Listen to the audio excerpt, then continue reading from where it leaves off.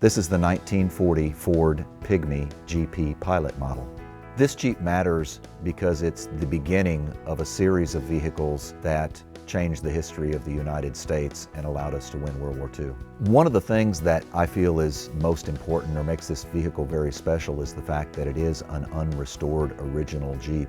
I think it's a testimony to how robust the Jeep is that many of the components on this vehicle are exactly like they were in November of 1940 when it was tested by the Army. Throughout the 1930s, the Army was trying to get the car manufacturers in the United States to replace the horse, the motorcycle, and the truck. And finally, in 1940, the Bantam Car Company submitted a model for them to evaluate that they really liked. From that pilot, though, the Army wanted other manufacturers because who is American Bantam in Butler, Pennsylvania? So they invited the other manufacturers to come and look, and then Ford and Willis submitted their pilot models. The government was interested in getting a vehicle that was small, relatively lightweight, agile, all-terrain, that could move 3 or 4 troops around, deliver goods, ammunition maybe to the front lines, and just be a general all-around, all-purpose vehicle. Ford came up with the vehicle behind me, the Ford Pygmy. Willys came up with a version also, and the Army did testing in late 1940. This vehicle, the Ford Pygmy, was delivered on November 23rd, 1940. When I first saw the Jeep, I thought, oh boy, this is a nice vehicle, you know.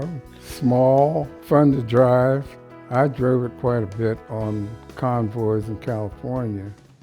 The most interesting thing to me about the Pygmy is that it was cobbled together out of existing parts that Ford had. Now, the body was a totally unique design. It's all hand-built. So if you look at the front of it, the first thing you notice is the grille, and the headlights are behind the grille, and it's a low silhouette. And that was one of the Ford prime design features too. Also, you'll note these hinges that stick out. Those are actual truck hinges that they adapted to the hinged headlights, which is a concept that was carried over and used on the production Jeep. The Jeep had 4-wheel drive. It was a very strong vehicle for its size. I mean, plain, nothing fancy about it. And if you had to change a transmission or something, you get about 4 men and just roll it over. The Jeep was not a real heavy vehicle. One of the things that makes the Ford Pygmy such a special vehicle is the fact that from the initial testing that the Army did, it's the only vehicle that survived the testing. All 3 of the vehicles were returned to their manufacturers, and as far as anybody knows, Willys and Bantam's pilot models were not maintained. They were destroyed or taken apart and used for parts for other things. The engine is a modified 9-in tractor motor. I say modified because this has a fuel pump, and the tractor motor was gravity fed. The speedometer is a 60 mile an hour from a 4-speed truck. And you'll notice that it has the shift points on it, which doesn't have anything to do with this Jeep, but the speedometer was 60 miles an hour and that's what they wanted. So starting with the Ford Pygmy and the other pilot models used in that initial testing, the Army awarded contracts to each of those 3 manufacturers for 1,500 prototype models for field testing. And based on input and ideas that were gathered from that, the Army Quartermaster Corps came up with a combined Jeep that we know as the World War II Jeep.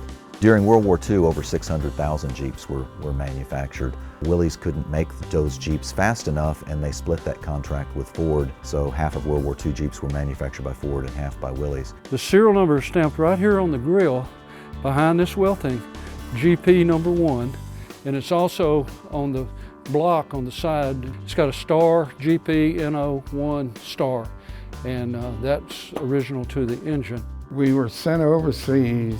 They started out with equipment of World War I and sent horses over, and they found that in the jungle, horses, you couldn't do anything with horses. So they brought in the Jeep, and you could haul small loads of ammunition, and you could get around through the trails with a Jeep better than you could a horse.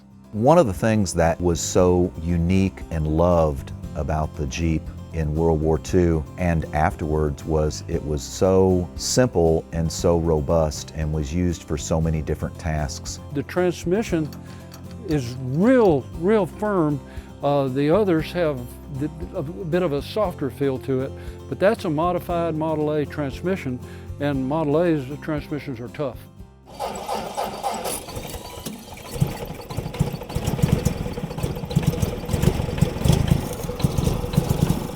This vehicle is extremely easy to drive as far as the maneuverability and the visibility is concerned. It's small, you know where all the corners are at all times. It's just a pleasure driving something that's that small and agile.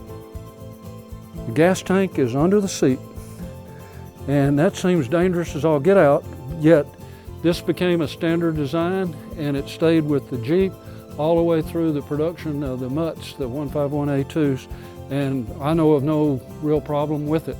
The other Pilot models had a passenger type gas tank that's mounted between the frame rails, and they got bent up and they got punctured, and then you're out of business when that happens. I think somebody would be hard pressed to convince me that a more successful vehicle has ever been produced or a more important vehicle has ever been produced that affected the history of the United States as the Jeep has.